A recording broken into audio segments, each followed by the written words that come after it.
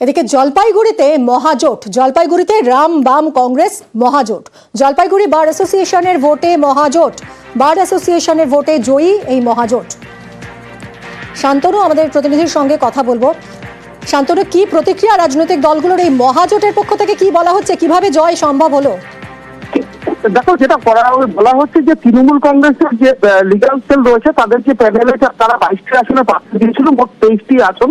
তার বিরুদ্ধে কিন্তু এক কথায় অলিখিত মহাজোট হয়েছিল, সেখানে ডান বাম কংগ্রেস এবং সেখানকার প্রার্থীরা কিন্তু সেখানে সমবেত হয়ে প্রতিদ্বন্দ্বিতা করেন এবং দিন শেষে যেটা দেখা যায়, লক্ষ্য করা যায়, এই 23টি আসনের মধ্যে 13টি কিন্তু মহাজোটের পক্ষ থেকে নির্বাচিত হয়েছেন 13 জন প্রার্থী। অন্যদিকে 10টি আসন পেয়েছেন তৃণমূল কংগ্রেসের লিগাল সেল এবং বলা হচ্ছে যে 10টি আসন যারা জিতেছেন বৃহত্তম প্যানেল হিসাবে কিন্তু তৃণমূল কংগ্রেস স্বীকৃত হচ্ছে জলপাইগুড়ি বার অ্যাসোসিয়েশনে। অন্যদিকে মহাজোটপন্থীরা কিন্তু 13টি আসন তাদের নিজেদের দখলে রয়েছেন, যার মধ্যে একটি আসন সবচেয়ে গুরুত্বপূর্ণ, সেটি হচ্ছে সম্পাদকের আসন। সেই সম্পাদকের আসন কিন্তু অলিখিত মহাজোটের তরফ থেকেই নির্বাচিত হয়েছেন মহাজোটের প্রার্থী।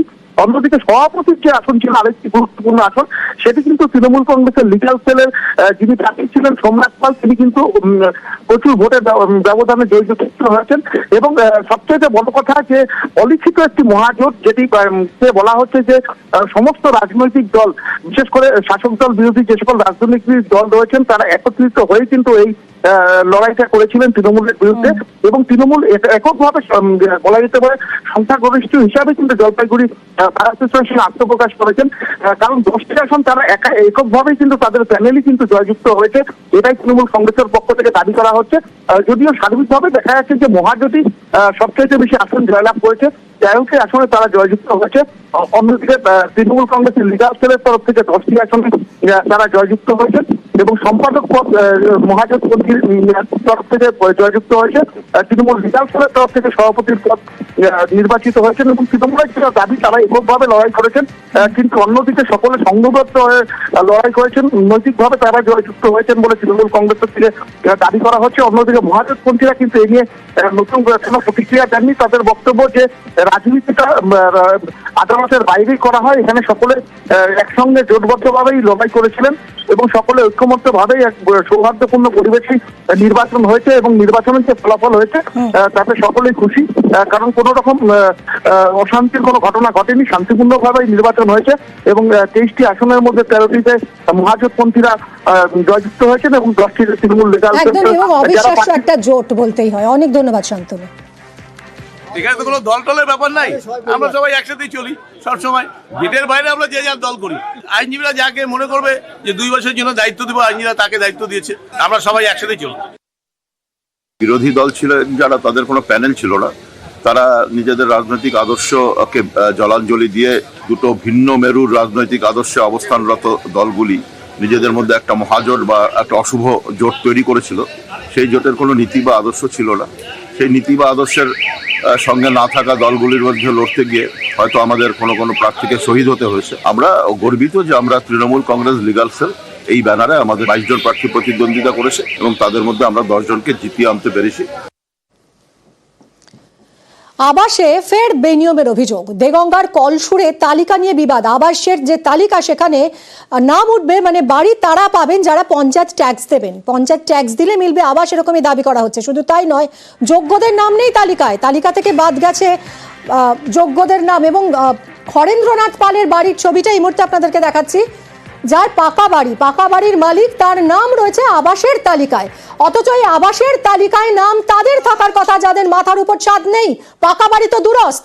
রুনা বিবির বাড়ি দেখুন, দোতলা বাড়ি, রীতিমতো পাকা বাড়ি, সুন্দর বাড়ি। রুনা বিবি, তারও নাম রয়েছে আবাস তালিকায়।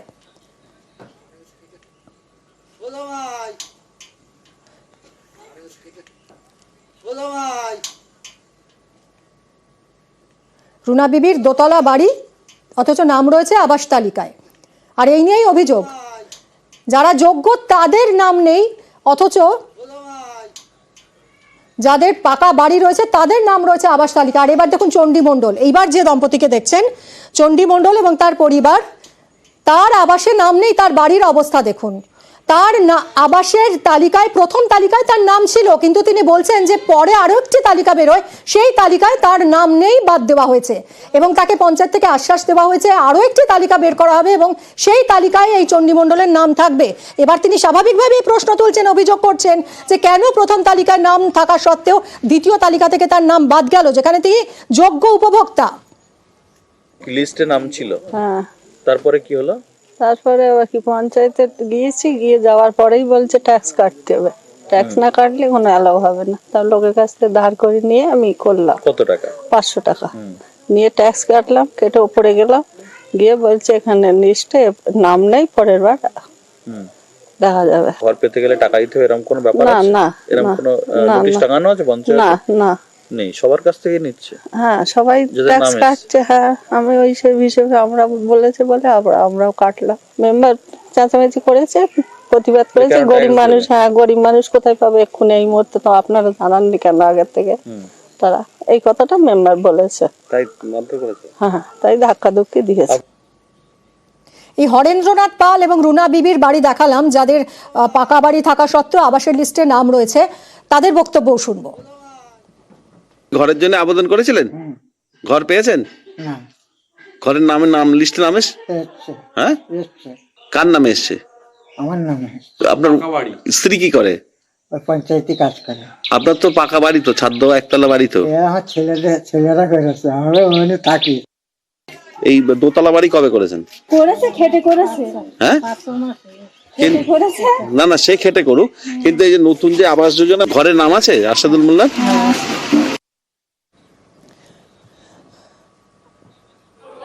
দেগঙ্গার কলসুরে এই তালিকা নিয়েই বিবাদ, যাদের পাকা বাড়ি রয়েছে তাদের নাম উঠেছে তালিকায় এবং এই নিয়ে পঞ্চায়েত অফিসে রীতিমতো হাতাহাতি ধস্তাধস্তি। দেখুন, কথা বলবো আমাদের প্রতিনিধি জিয়াউলের সঙ্গে। জিয়াউল, পঞ্চায়েত ট্যাক্স দিলে তবে ঘর মিলবে, এই দাবি কে করছেন? পঞ্চায়েত প্রধান।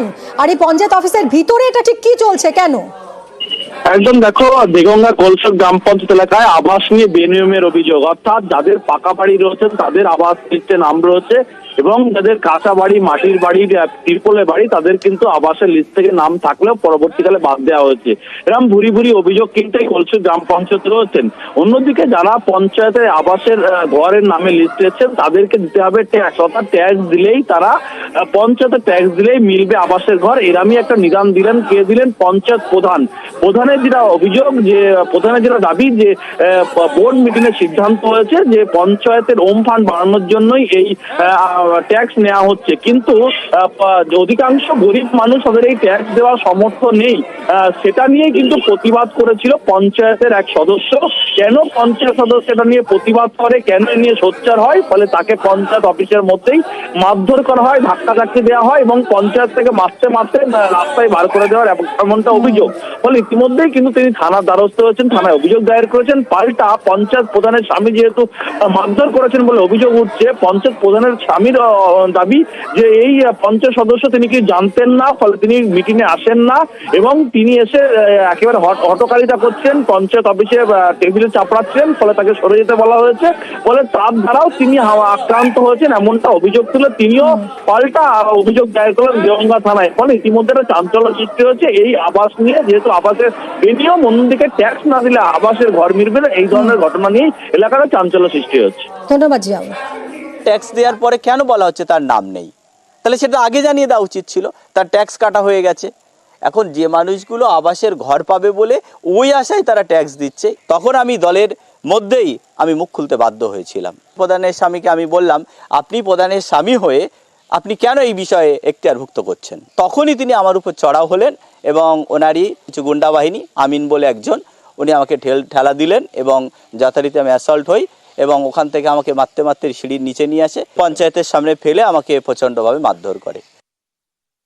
ট্যাক্সটা দেওয়া ম্যান্ডেটরি, এটা সরকারি নিয়ম, কিন্তু এভাবে যে ঘর পেতে গেলেই ট্যাক্স দিতে হবে এমন না। আমাদের প্রচুর ট্যাক্সের ঘাটতি আছে এবং ট্যাক্সের টাকাটা আমরা যদি মার্চের মধ্যে না তুলতে পারি, আমাদের ফিফথ ফিনান্সিয়াল বা নেক্সট 16 ফিনান্সিয়াল টাকাটা আমরা পাবো না। যেহেতু বেনিফিশিয়ারিরা ঘরের জন্য, রেজিস্ট্রেশনের জন্য আসবে, আগে ট্যাক্সটা নিজে থেকে কাটিয়ে উপরে পাঠাবো, যাতে আমাদের ট্যাক্সের কিছুটা টাকা আমরা ম্যানেজ করতে পারি। এটা আমরা রেজুলেশনের মাধ্যমে মেম্বারদের অনুমতি নিয়ে আইন পাশ করেই আমরা এটা করেছি।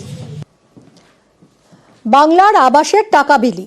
বাংলার আবাসের টাকা পেলেন একজন বিজেপি কর্মী। সিউড়ির অবিনাশপুরে বাংলার আবাস বিডিওর কাছে আবেদন করেন বিজেপি কর্মী। আবাসের প্রথম কিস্তির 60,000 টাকা পেয়েছেন তিনি। বাংলার আবাসের টাকা পেয়ে খুশি বিজেপি কর্মী। সুপ্রতিম, আমাদের প্রতিনিধির সঙ্গে কথা বলবো। সুপ্রতিম, এটাই তো খুব স্বাভাবিক।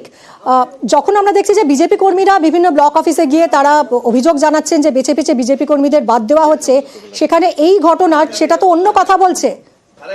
একদমই, দেখো সেটা হচ্ছে যে বিজেপি যিনি বুথ এজেন্ট ছিলেন তারই অ্যাকাউন্টে বাংলা আবাস যোজনার প্রথম দফা 60,000 টাকা ঢুকলো। আর এটাই যে বিজেপি কর্মী যে রয়েছে অমিত ভট্টাচার্য, তিনি যথেষ্টই খুশি এবং তিনি যেটা বললেন যে কেন্দ্র সরকার 100 দিনের কাজের টাকা বন্ধ করেছে, বাংলার আবাসের টাকা বন্ধ করেছে, কিন্তু তা সত্ত্বেও রাজ্য সরকার যেভাবে এগিয়ে আসছে গ্রামবাসীদের সাহায্য করতে, তা কিন্তু যথেষ্টই ভালো উদ্যোগ। এবং তিনি পাশাপাশি এটাও তিনি জানিয়েছেন যে তিনি সিউড়ি 2 নম্বর ব্লকের অবিনাশপুর অঞ্চলের শিখণ্ডপুর গ্রামের বাসিন্দা।